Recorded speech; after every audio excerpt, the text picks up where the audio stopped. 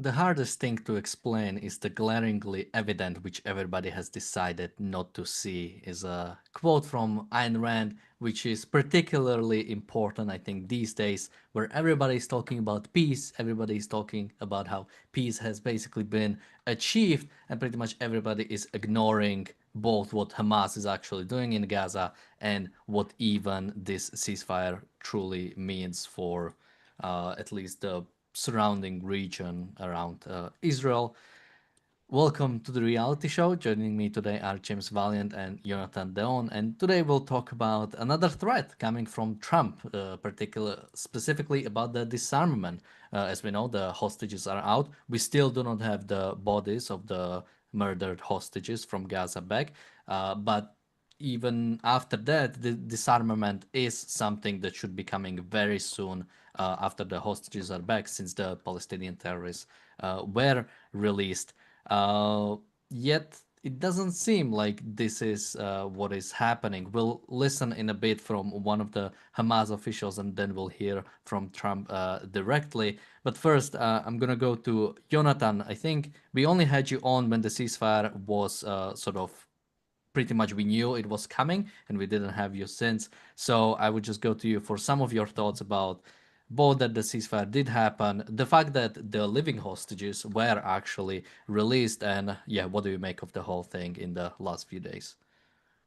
Well, yeah, it's very tough. On the one hand, everybody's happy. I'm very happy. Everybody, of course, is very glad to see the alive hostages out. There was some incredibly moving scenes that the whole country is basically glued to their monitors looking at. I also find it a bit disturbing actually because they kind of making a reality show out of it, but that's a different topic. So on the one hand, we have that, but I try to see the future, a more strategic um, outlook here, and it's terrifying. What we're seeing is, again, this is not a new phenomenon. Israel rewards the act of kidnapping. Israel we tell our enemies, you can get away with it. We will eventually, we might destroy some of your buildings. We might, kill some of your leaders. But at the end of the day, we cannot hold into the pressure from within, from outside, and we'll cave. And that is a very concerning message. I am genuinely concerned. Like one day I could be taken to Gaza. Uh, why not? This shows that October 7th works. October 7th has done, it's really tough to say, but they are still there. The Palestinians of Gaza, what the strategy they chose seems to be working in what they wanted to achieve, which is um, for them to survive and get away with doing horrific damage, which they've done. So and perhaps even also very concerning is the absence of any notion of justice, the absence of the complete, like nobody talks about. They say they equate this with victory. They've always said this protest, victory is the return of the hostages, but it's not victory. It's not victory. Like imagine um, calling a victory the return of POWs from Nazi Germany back to England. Imagine calling that victory. You will still have over your head the thought of a blitzkrieg coming back, for example. So what's to stop that from happening? And when do we get promises like as we did? We always get this. It's not a new phenomenon since the 90s with the Oslo Accords and all sorts of various agreements that there will be this body that will help us, this international, this Palestinian Authority, that. But we've been through this story and it brought us all the way here. So this is it's like you look around the streets, you see people happy. It's crazy. It's just crazy, and it just feels very alienating and frankly depressing. So that's my feelings towards it. I hope I'm wrong. I really hope I'm wrong. I'm not happy about saying this is not something I wish for, but it seems like we are putting ourselves in the path that for in the next who knows how much time, but inevitably there will be another war. There will be another case of hostage takings. There will be more Israelis to die for, and perhaps even if in the next war fails, we will always have this idea that this could come back again. And that is for sure the case. So that's just some of my feelings about this. Yeah. Yeah, I mean, something you mentioned about both this being reward for terrorism and, I like to talk about incentives sometimes. And what are the incentives for the Palestinian terrorists? I mean, I know one of the people who were released was involved in the Ramallah lynching. So imagine you, go to prison, go to jail, because you basically slaughter a bunch of Israeli people, and then you get released not because your involvement was small and you served your time, or you did something to help Israel, get some other Palestinian terrorists or nothing. No, it's other Palestinians have killed Israelis, so now you're being released. So you are in jail for killing Jews, and you get released because somebody else killed more Jews. But here is the kicker, right? There is still some Palestinian terrorists still in jail. So what do you do if you like killing Jews? You were released because you like killing Jews, and some of your friends are still in jail because they kill Jews. I mean, what are you supposed to do? I mean, James, what incentives are being shown Palestinians again and again? Well, it works, just what Jonathan said. I mean, and he has every right to feel fear that this will happen again. We've almost guaranteed that it will happen again. Oh, look at the ratio. Why not take 200 more hostages? Because 100 times as many or 10 times as many convicted murderers will get released when innocent Israeli civilians are taken hostage. No, and they're celebrating in the streets here in America too. And what's disturbing is both sides seem to have a political incentive in my country to say, "Hooray, it's all over." It's nowhere near over. Okay, it's a wonderful thing that the 20 hostages are released. Every life is an irreplaceable value. There's no doubt about it. But at what cost? At what cost in this context? Hamas is not disarming. They're showing no signs of disarming. They're coming right up to the line. The IDF is having to fire back now. They're giving fake bodies. They haven't delivered all of the bodies yet. Are you kidding? Hamas has already indicated that they're not going to live up to this. And we've done absolutely, when you look at the way Hamas is brutalizing their own people, now consider this tension. The very innocent civilians that we were told were Israel's fault when acting in self-defense, the death of these innocent Gazans, well, it's those same people that Hamas are right now shooting dozens of them, breaking bones, making a public display of how they're brutalizing the small minority of people who actually do oppose them. So we've done nothing. Well, James, those are the Zionist collaborators. Those are the counter-revolutionaries. It's No, righteous for us to get rid of them, those were for the Hamas to only get rid. ones who might have been considered comparatively innocent civilians. And now, when Israel is okay, you might have killed some of them. Israel is committing genocide. Now, Hamas is intentionally, systematically killing the people who aren't on their side. And does the world even notice much? No, it's despicable. I have said before, and I shall say again, the Palestinian people are unfit to govern themselves. Dictatorship is the cause of war, as Miss Rand said 60 years ago. And we can see the behavior of Hamas in the way they treat their own people. Of course, they're perfectly willing to martyr their own children in the cause of killing Jews. And so, what do we look? Have we changed that? Have we changed the cultural or political atmosphere among Palestinians or indeed Islamists in the region generally? No. Until and unless we address that issue, this is an ongoing security threat to Israel and an ongoing security threat to the West and the United States, frankly. No, not happy. I'm not sanguine. I'm grateful that the hostages are released, but I can only think that, we have set up, and boy, look at the nations of the West. Look, Canada and France and Great Britain saying they're going to recognize, having recognized in the UN the Palestinian state, having done that. Okay, we give you the big fat reward for the atrocities that you committed on October 7th. What can it do? It can only. Now, there is one element that I think might be hopeful. Now that the hostages are gone, will that end? It should never have been. I mean, Yaron Brook said this a long time ago, and he's absolutely right.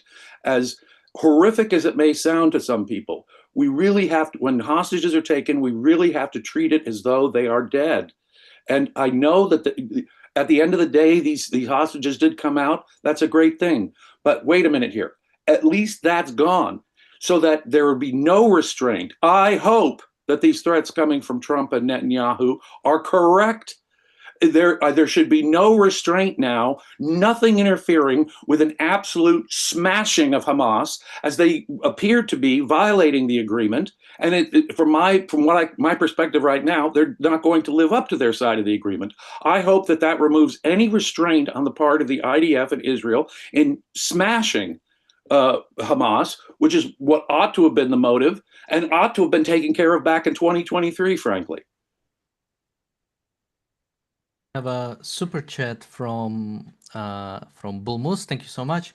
He couldn't send it on YouTube, so he sent me an email. He said, hopefully Israel will be able to introduce the death penalty soon, so in the future, releasing convicted murderers won't be a possibility. And as far as I understand, death penalty is abolished in Israel itself, but I believe when it comes to the terrorists coming from the territories, there is a possibility of death penalty. Jonathan, do you know more about this? Not now. There is no death penalty. The only death penalty is for, if I'm not mistaken, is for Nazis and for treason against Israel. Okay. So no death penalty, but yeah, I would absolutely agree, especially when it comes to sort of like outright terrorists who are not even inside of Israel proper, are simply, October 7th terrorists or civilians coming into Israel simply to kill Jews. We also have a super chat from Bonnie. Thank you so much.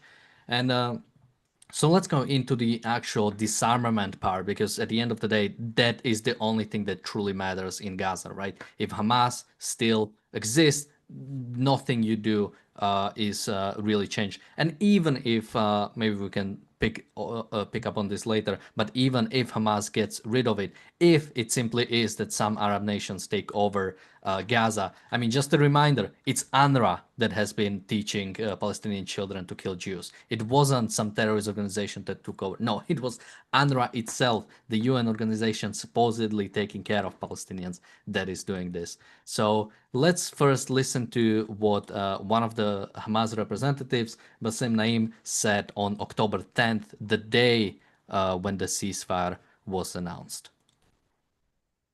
Therefore, yes, we believe and we hope that President Trump continue to interfere personally and to exercise the maximum pressure on Netanyahu to fulfill its obligation, first as according to the deal, and second according to the international law as an occupying power. Because I think without this pressure, without this personal interference from President Trump, this would not happen. But Our clear though, weapons just to be clear, are going to be handed over only to the hands of a Palestinian state. And our fighters can be integrated into the Palestinian National Army. Before that, no one has the right to deny us the right to resist the occupation by all means. Now you're saying you don't want to and you will not disarm. If you ask it directly, yes, we are not going to be disarmed as long.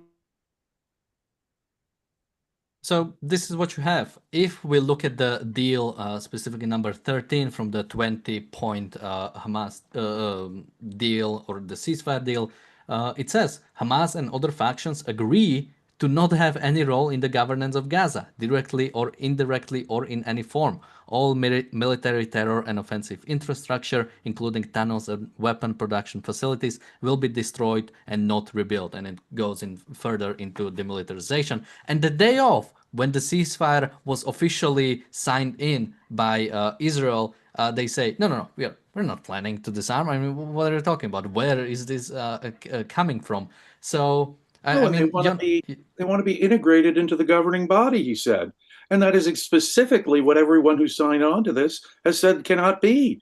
Hamas cannot have any role in the governance of Gaza, and Hamas must completely disarm. Those were conditions of this whole agreement, and they have no intention of doing either. we have a super chat from Bronx Guy Gun Hill Road. Thank you so much. And yeah, Jonathan, I mean, the way he said it, right? You know, yeah, we will give our weapons once a Palestinian state is established. Once we have a Palestinian army, we will join that force. I mean, you know, I mentioned the quote from Ayn Rand from the past, but like, why is everybody being so delusional? Or actually, why is everybody evading? Well, that I guess goes to the deeper issue. Well, I wouldn't necessarily say that they are evading. There could be that there's something more sinister going on here.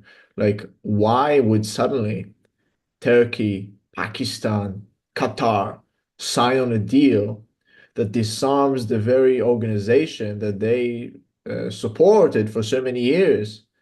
Why would they sign on that deal if it's not to their benefit? I cannot I cannot fathom a case where these states will suddenly support something that will be good for the Jews. This country and others involved here, they're like, look at what Erdogan said, the president of Turkey, throughout this. He called Netanyahu the modern Hitler.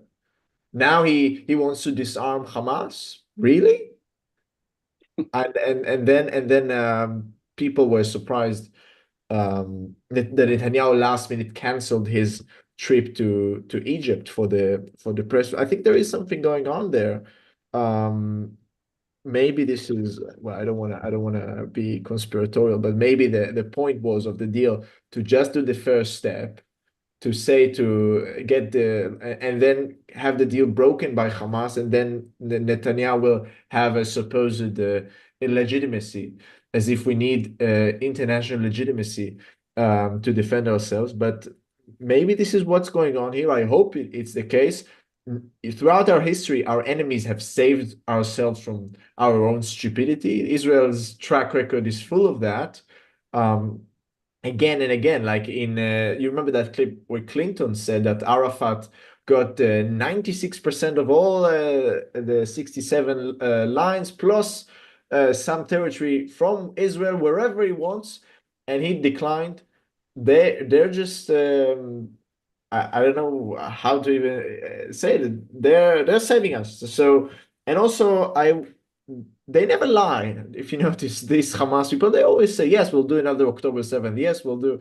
It just adds to the circus that is this whole international crusade against Israel. When you look at the people that they support, and they're just so grotesquely evil, and it just adds, I think, to the irony and the grotesqueness to this whole thing. But I hope, what I really hope is going on here, that this was just a ploy to get the hostages out, and hopefully we will finish the job.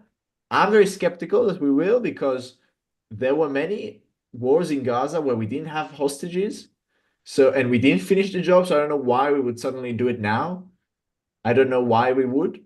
So, but you know, I don't like to make prophecies. We say prophecies given to the fools. So I hope that's the case.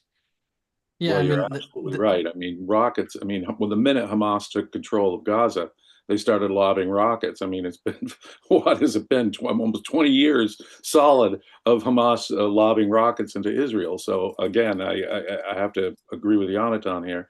But the other thing is, you know, I said from the Israeli perspective, I hope that the release of the living hostages takes the shackles off them.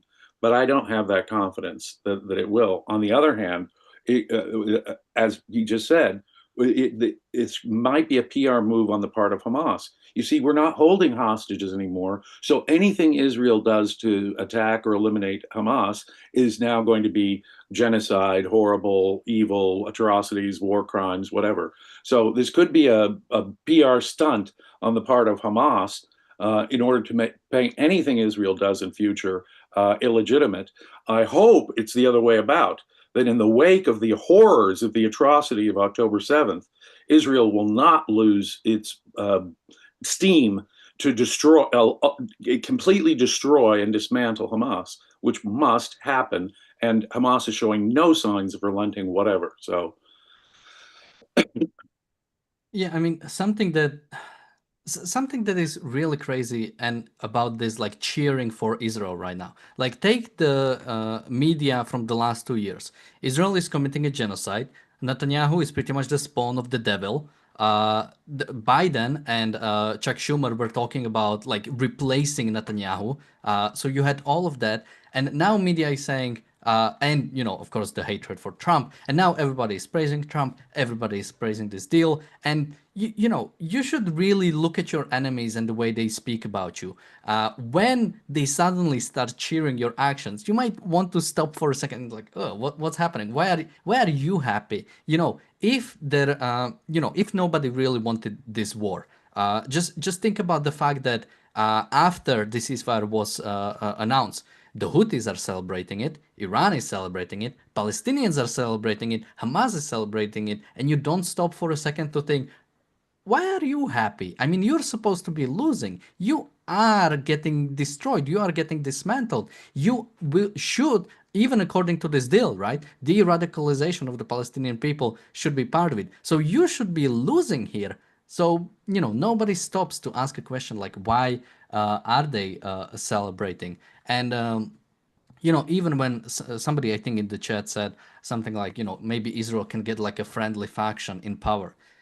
Palestinian Authority is considered too pro-Israeli by Palestinians. So there is no such thing as like, oh, we simply put in like pro-Israeli or like Israeli-friendly group in, and somehow they will change their population. No, the population wants Hamas. They want Barghouti back. They want these terrorists to come back, and they want to continue with violence. So yeah, I mean, Jonathan, and this is what I'm not sure if you saw the Trump speech in front of the Knesset. Uh, Oh, I've seen it live, yeah. yeah. So something I was really wondering is even Trump had some like okay things to say. Like he called out Iran for like sponsoring terrorism. He called that Palestinians, you know, should change and shouldn't like spend their lives trying to wipe out Israel, and instead should like build something. And I'm just listening to that, and I'm thinking about both Trump, both Netanyahu, and people in the Knesset. Like, do you ignore what it actually means, or do you have no idea what you're actually saying, or like what's happening? Because I'm real like, unless you're schizophrenic, I like really am struggling to see how people can like how people could even listen to that speech and, you know, then clap and then do the ceasefire. Well, they think that we will manage to do what Trump says, which is to disarm Hamas and all these so-called positive things that they said yes to, and we got Erdogan to sign off. They think this will follow through. They will disarm themselves and just peacefully walk away. They hope that, well, I guess what the more reasonable MPs here think that this will blow up, and then we will be allowed to crush the enemy. I guess that's what Ben-Gvir or Smotrich are justifying this to their base or to themselves. I guess that's how they would come to accept this. Otherwise, I don't see why they would. But and this look, there's the issue of the hostages. This is such a strong issue.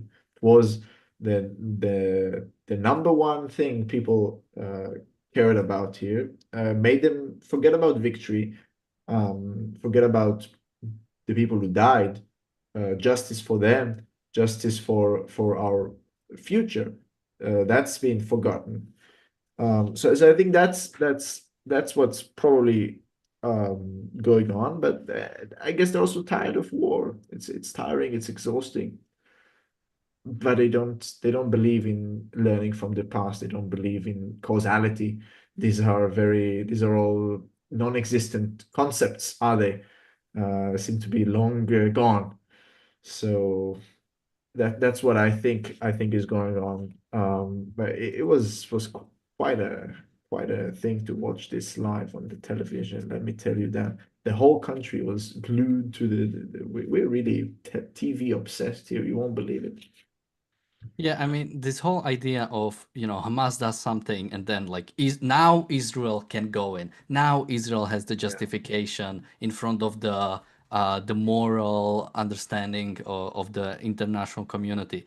And it's like, well, this idea of, Hamas does something and now Israel can go in. This started when Hamas slaughtered Fatah members in Gaza. I mean, that was the time where now Israel can go in. I mean, Hamas has pretty much like separated itself from the Palestinian Authority, separated itself from the whole Oslo sort of setup.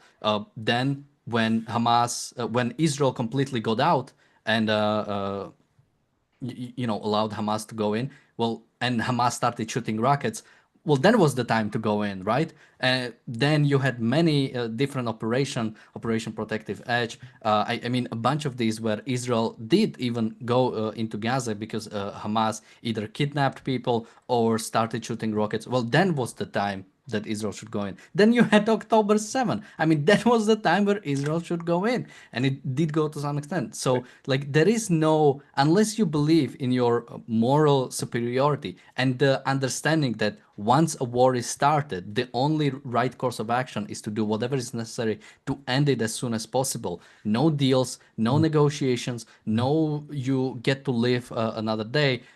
Yet I'm still, I'm still struggling to understand people who say, if we get this deal and then Hamas breaks in, well, now we They're not can go thinking. in. They're not doing thinking. These like the sad thing is that I think we live in a post-Zionist Israel. As a matter of fact, we are more a satellite state of America, of international pressures, than doing what's necessary to determine our own destinies. Which is the whole idea of Zionism, unfortunately, and I think this is since the '67 war. This is what has been a process, and it's a very interesting, I think, philosophical process of moving away from Zionism, moving away from the idea that can be a proud, independent, strong state, and slowly going back to the mentality of the diaspora, the mentality of pre-Zionism, of the little Jew in the small town in Europe that is constantly under threat of a pogrom, that is dependent on the ruler's approval for them not to be killed, that is for their protection. And that's what it seems like. We want to please the West so that we are not eliminated. We want to please the Americans. We want to please the UN. So that's where this whole idea comes from. If we were an independent state, if we would masters of our own destiny, it wouldn't matter international recognition for this or that. But the fact that it keeps being brought up, that tells me we are no longer embodying the fundamental principles upon this state was born, and this is undermining it.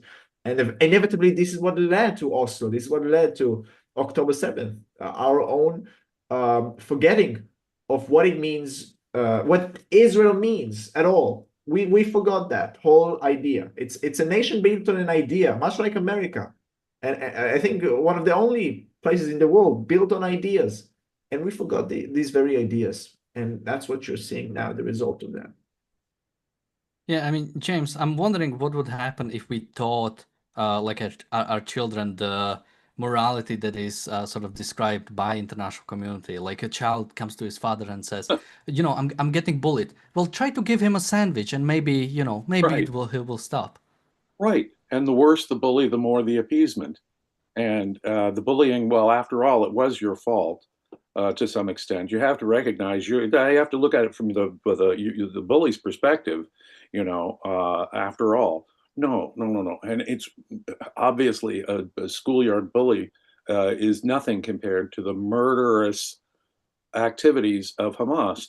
So yeah, I fear that is the twisted morality that is now dominant in the West.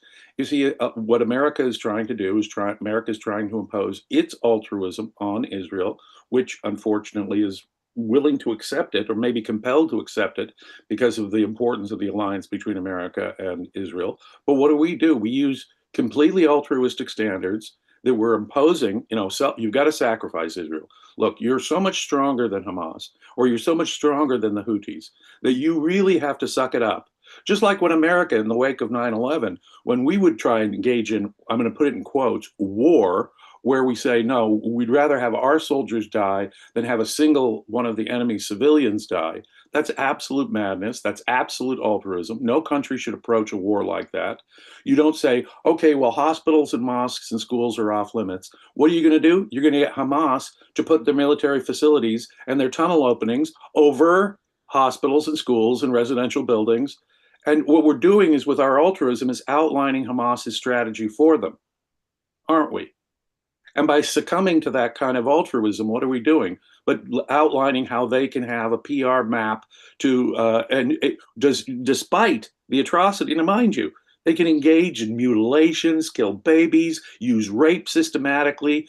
And, does the world crack down on it? You can see Hamas right now killing dozens of Palestinians on the street, breaking bones in front of cameras, intimidating their own people. These people are savage dictators, unfit to govern themselves, but they can get away with it, get away with killing the very people that Israel was accused of committing a genocide against, focused on that. So no, it's this horrible doctrine, as you point out, of this morality that governs international affairs. If we have to twist the law about genocide, if we have to twist the law about what a war crime is, when Israel has taken unprecedented steps in the history of warfare, warning people to get out of buildings before they bomb them, well, no. That's what drags out this for an eternity and makes it a perpetual war. Had this been, as I say, taken care of decisively and thoroughly back in 2023, in the immediate weeks after October 7th, that's when Israel had the moral high ground and should have acted as though it had the moral high ground, and acted decisively, not been concerned about Palestinian, quote, civilians. No. And now you drag it out, and now it becomes, all these altruistic principles come kicking in from the international. Can you imagine if you raised your kids like that? No, what you're telling them is this ridiculous turn the other cheek morality. It's wrong. It's evil. It is. Let me just say as strongly as possible, this Christian notion of turning the other cheek, submitting to the evildoer, loving your enemy, that is the appeasement of evil. That is asking for it with both hands. We have to get over this idea that we have to sacrifice our own if we're doing justice. Justice? Jonathan brought up justice. Outrageous lack of justice to the victims of October 7th is going on right now, as almost 2,000 Palestinian murderers are getting released into the wild. Utterly insane, but it comes down to philosophy. It comes down to morality, the dominant idea. Well, you're so much stronger, Israel, or in America's case after 9/11, you're so much stronger, America. You have to suck it up. You have to sacrifice. Your people, your civilians, your military have to die so that we show how nice we are to the other guy. And does that ever get into the savage Islamist head? Will our niceness, will our willingness to be self-sacrificial lambs to the slaughter, will that turn them to nice guys? And we realize now, geez, you guys have really been so nice in the way you fought this war. Suddenly we're going to be on your side? No, they're going to perceive it as the moral weakness that it is, and it's just simply going to embolden them. So you're right. You put your finger right on it. It's a corrupt idea of morality. Now, let's actually, somebody said, I think Trump needs to disarm Hamas. So let's listen to Trump being asked by reporters about what's going to happen if Hamas doesn't disarm. We have told them we want to disarm, and they will disarm. And if they don't disarm, we will disarm them. And it'll happen quickly and perhaps violently. But they will disarm. Do you understand me? Yes, you say Because you quickly. always, everyone says, oh, well, they won't disarm. They will disarm. And I spoke to Hamas, and I said, you're going to disarm, right? Yes, sir, we're going to disarm. That's what they told me. They will disarm, or we will disarm them. Got it? Okay. What is next. the deadline you're going to put on that? You say quickly, sir. Sir, you say quickly, but what is the deadline you're going to put on A that before you reasonable take period of action? time, pretty quickly. Mr. A President. reasonable period of time. Congratulations on Jonathan, a reasonable period of time, if Hamas doesn't disarm, Trump will come and quickly and perhaps violently disarm them. I mean, what does that even mean? Are we talking about, American troops going into Gaza? I don't know why we need American troops going into Gaza. I don't know why does the American president talk to Hamas to begin with. That is crazy in and of itself, but it seems to be we're long beyond that point after he's been speaking to all sorts of bad people from all over the world. So that's in of itself, I think, is a moral stain on America that the president goes around the world and talks to all these horrible human beings as if they are legitimate parties. Look, I don't know what like Trump. I believe that he will, once they will screw this up and they will not release all the dead bodies and everything. I don't think he will say to Israel, "Don't do anything." I don't think that. So I hope we will see more. But will it be done all the way? Look at Netanyahu's track record. Is there any job he has finished thoroughly all the way without stuttering the last moment? Look at the case with Hezbollah, for example. We're still talking about them disarming. It's been how long was it? More than a year, I think, since the ceasefire with them. Are they disarming? I see them doing big celebrations in stadiums in Beirut. So I don't see that happening. What about Iran? Are they backing down from their idea of nuclear weapons and annihilating the Jewish state? Doesn't seem like they don't say anything about it. They only say, "Well, yeah, we will do that. We'll go back to it." And notice nobody's hiding their intentions, by the way, which is interesting. Are the Houthis gone? Are they like we can go on? There's nobody's over. The only guy who's done is Assad, as a matter of fact, and that wasn't really us. It was El-Julani. So I don't believe he will get anything done all the way because his whole history is about leaving the enemy there to leaving them badly hurt, but inevitably they will get some more strength, get some more weapons from Egypt or from China or whoever their friends will be now, and relaunching another campaign, who knows, into the future. I really don't hope that's the case, but the history of this prime minister tells me this is what he will do because that's the only thing he's done. I'd love to ask the people in the chat, those who support him, give me an example of a time where Netanyahu finished our enemies so that they would not be able to be enemies anymore. I'd love to hear about that.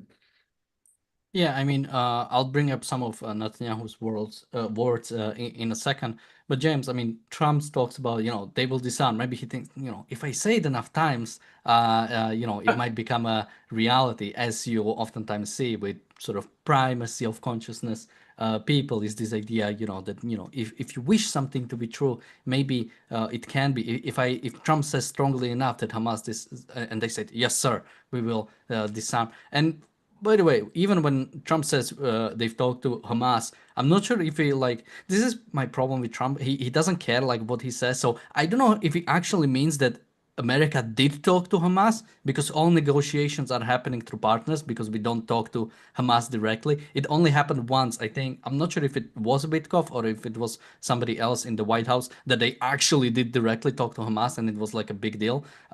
But here he says he talked to Hamas, and I don't know, like, did we Well, actually? officially, we're not supposed to have direct talks with Hamas or Iran. We always go through intermediaries like Qatar and stuff. That's why we use this one theocratic dictatorship so that to act as an intermediary with the more brutal Islamic dictators and monsters. That's exactly it. And on the other hand, and all that does is give them moral sanction, of course. But apparently, he didn't have a personal assurance from the leadership of Hamas that this would happen. So, in this particular case, I think we have reason to doubt what the direct implications of his plain meaning. But if he meant that through intermediaries they had promised him that they would disarm, and it is the agreement. It's the agreement that Qatar and Pakistan and Turkey signed on to. So this is the agreement, that Hamas disarm and Hamas not play a role in the governance of Gaza. That was the agreement. Nothing like that is happening. Now, is it better that Trump is saying we'll do something? But come on, realistically, there's been enough internal political pressure in the United States, not just, mind you, from the Democrats on the far left, like the Squad, but there's people on the right in America who are growing war weary when it comes to Israel and Gaza. So you really think that Trump is going to put boots on the ground? No way. It wasn't even on the radar screen when we were attacking Iran, which again, something Jonathan said that was very, very smart. You got to finish him off. And I'm going to use your bully example. What if there is a fight going on at a bar and someone punches you, you punch them back and they get knocked back against the wall or they even fall to the ground? Does that mean that they're not going to get back up? No. You have a right to take care of the threat until it is completely gone. When someone has attacked you, you have a right to take every reasonable step to make sure that the guy doesn't get back up and start the fight again. And just because you've knocked him against the wall or knocked him to the ground doesn't mean he can't get up. And if you've left him in a position where he can get up and fight, guess what's going to happen?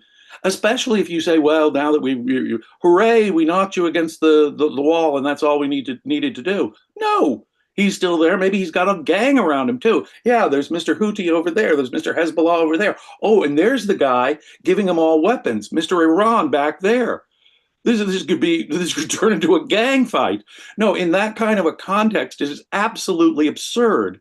And the empty threats, that come from American presidents are very, very well known. Of course, he's saber rattling with no intention of doing anything himself. Hopefully, though, at least what he means is that he will encourage Israel to do all that it can to utterly smash and destroy Hamas. I agree with Jonathan.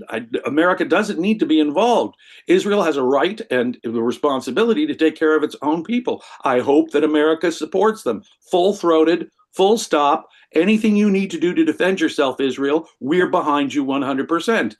Biden was tying hands behind Israel's back. Trump, to some extent, has been telling it, oh, you better watch it, Netanyahu. You don't want to. Okay, it's all political theater. It's all political theater from the United States' standpoint, as well as Hamas's, as far as I can see. But at least there'll be hell to pay coming from Netanyahu. There'll be hell to pay coming from Mr. Trump when, what I think is rather inevitable, Hamas does not disarm, Hamas does not leave the region, and more has to happen.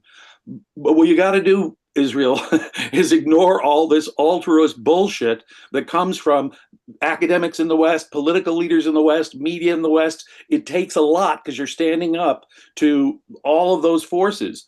But you are in the moral right. Do not hesitate. Continue.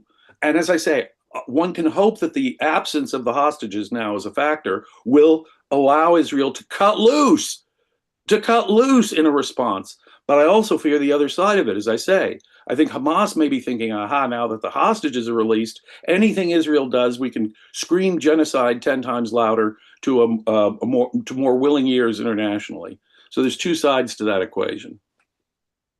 We have a super chat from Gail. Thank you so much. And Gail also in the chat said, Trump should get out of the way, period. And here is sort of a problem is that, no, this is not just Trump and or, Biden in the last administration. We have a few quotes from Netanyahu that I can read.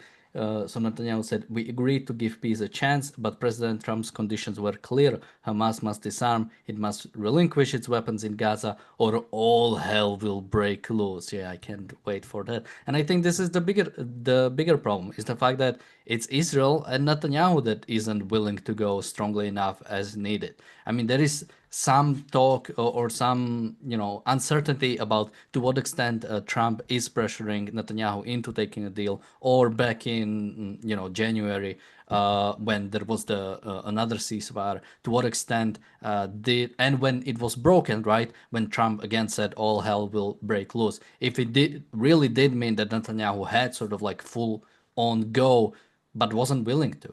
I mean, Jonathan, what do you think? Is let's say, of course, not that Israel has to answer to America, but of course Israel has a lot of help from America, and to some extent has to take care of that angle. But let's say there was a full-on, which it might be in some cases with Trump, a full-on do whatever you want, right? Would Netanyahu really do everything needed? I don't believe so. He didn't do that on October 7th. We talk about all hell breaking loose. All hell broke loose. The people who were in the Nova Music Festival, that is what hell breaking loose looks like. Quite literally. I don't, they outdid any depiction of hell with what the Palestinians did on that day. They truly all hell broke loose. But somehow we, the Israelis, as smart as we are, the startup nation, we couldn't understand that. We just couldn't see that. Like there was no clearer message sent, perhaps in history, than what the Palestinians, those who came from Gaza on that day, sent. They sent a very clear message. And one thing that really disturbed me from Netanyahu's speech from the Knesset, if we were to speak of him, he said that on October 7th, thousands of Hamas people stormed out of Gaza. It's Hamas. And I think that is one of the root fundamental causes of why we cannot win. We don't even understand who our enemy is. We don't even know what we're dealing with. We think we're dealing with a political party, but it's obvious, like nobody's disputing that on October 7th, it was thousands of ordinary people combined with Hamas, combined with Islamic Jihad, combined with who knows how many other groups. There were different hostages capped by different political groups as well. For some people, I've forgotten that. There's the Popular Front, there's the Islam, there's the People's Front of Palestine, the Palestinian People's Front, all of that. And yet we still don't understand that the one underlying principle to all of these different political organizations is that they want to kill Jews. They want to kill all the Jews. That is unanimously the representation that the people of Gaza choose. Yet we don't understand what they're standing for. We still say this is Hamas. We just have to disarm Hamas, and then everything will be fine. We will have a safety and peace for our children. They somehow don't understand it. They just refuse, and that is the false paradigm that the military establishment held in Israel thoroughly, deeply. The political establishment, it's Netanyahu's legacy. All of this is Netanyahu's legacy. It's the opposition to Netanyahu. It's all of our political representatives, essentially. They share this false. Nobody says, no, Hamas is not the enemy. It's Palestinianism. It's the Palestinian ideology. Nobody says that. And then we are surprised we can't win. How can you defeat an enemy you can't even name? Yeah, I mean, that's something that, well, one, Netanyahu must know what he's doing. There's no, like, somebody like Netanyahu, especially if you listen to him in the past, if you know what he's written, if you know what he's read, you know that he knows that the Palestinian people are the enemy. They are the ones that have to be dealt with. Yet he's the one talking about how we have to free Palestinians from Hamas. He is caving in to the ideas that the international community is trying to give us, right? Is that Hamas is some sort of imposed political group on the Palestinian population, not the fact that Hamas grew out of Palestinian population. James? Daniel, you just said something so profound. Benjamin Netanyahu, I admired Benjamin Netanyahu 20, 25 years ago when he was talking sense, and he sure sounded like he understood that Islamism, the Palestinian culture, the Palestinian people themselves were the problem. It sounded like he understood the long-term, realities of the situation. As prime minister, he has been entirely disappointing to those of us who really are Zionists. And because in effect, what they're doing is that he's committing the very same error that he was so eloquent at criticizing 25, 30 years ago. You really make something a really great point. Look at the way Israel and America pulled, frankly, look at the attack on Iran. Israel pulled its punches. America super pulled its punches and said, no more punches. And so, and then when Iran punched back, well, look, they didn't kill any American soldiers. They did attack they did try, but they didn't kill any Americans. So we won't really continue with the attack. So considering the way Israel and America pulled their punches when it came to Iran, do you really have any confidence that they're going to do what's really required here and now? I doubt it. I doubt it seriously. And if the power of ideas should be the theme here, if it is the disgusting altruism on the part of Western leaders that is putting unfair pressure on Israel, consider the power of ideas in the Islamic world. We do not get it if we do not understand what Jonathan just said. It was the Palestinian people, not just Hamas, who came over there. You know, the Muslim Brotherhood, Islamic Jihad, you can go right down the list. I mean, who are the alternatives to Hamas?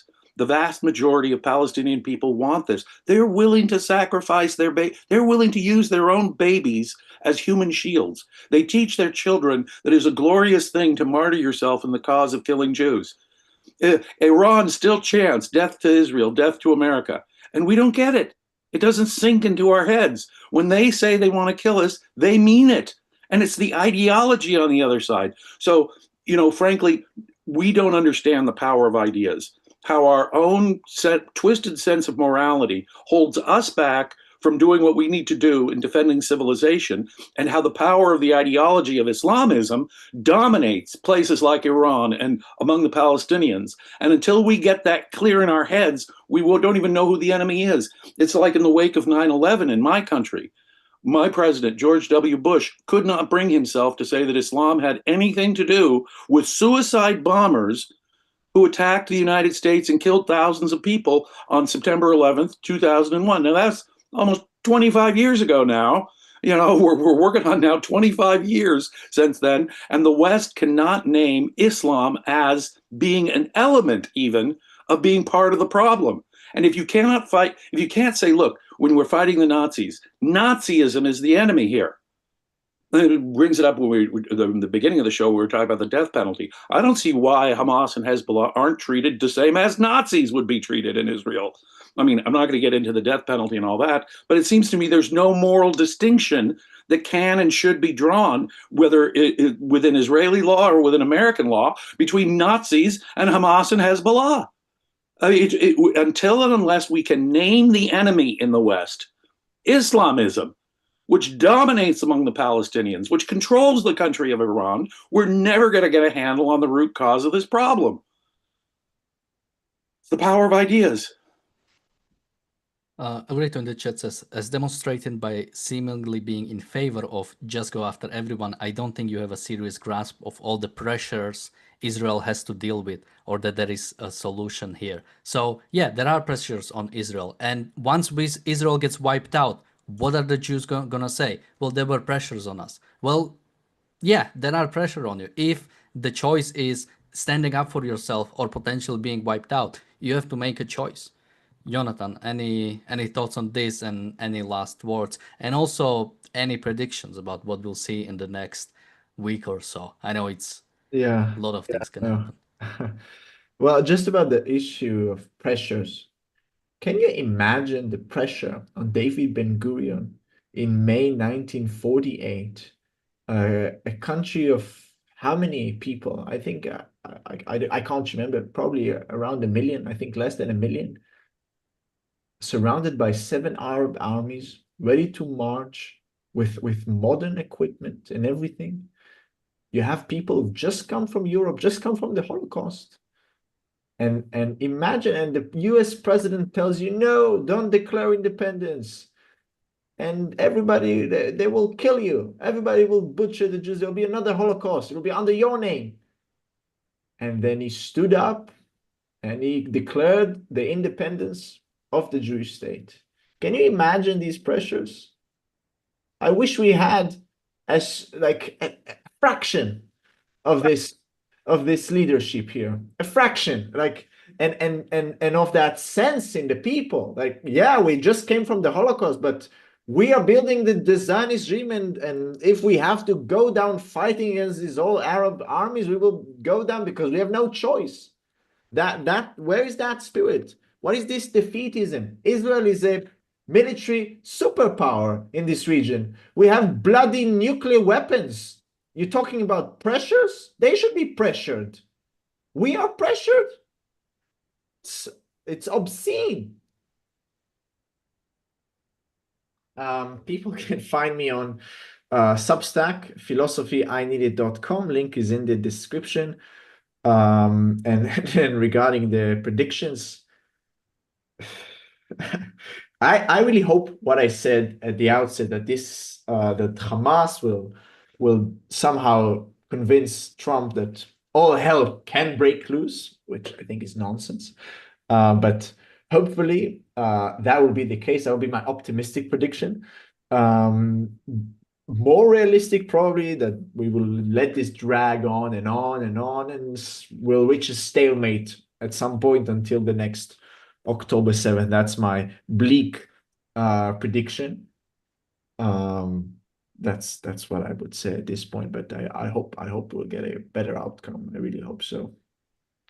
James, any last thoughts from you, and where can people find you?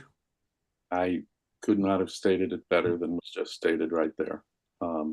I'm active almost every day on Facebook, James Stevens Valiant, answering questions. Hit me up over there. And I will be, not this weekend, but the following weekend, I'll be in Orange County, California at the Irreplaceable Spark Conference. And if you haven't yet got your tickets there, if there's at all a way you can get to Southern California, we're going to have a great lineup of speakers and coaches, and it's going to be very exciting. So I urge everyone to become a paid subscriber to the Ayn Rand Center UK. If you're not already, you get a perspective here that you're not going to find most other places. And if you can, come to our conference. It's almost 10, 11 days away. So last minute, but do it if you can. Yeah, the Irreplaceable Spark Conference. People can find out more about it by visiting objectivism.co.uk. And with that, thank you guys for joining me today. Thank you everybody for watching. We'll be back tomorrow with another episode of the Daily Objective. Until then, bye-bye. Be safe.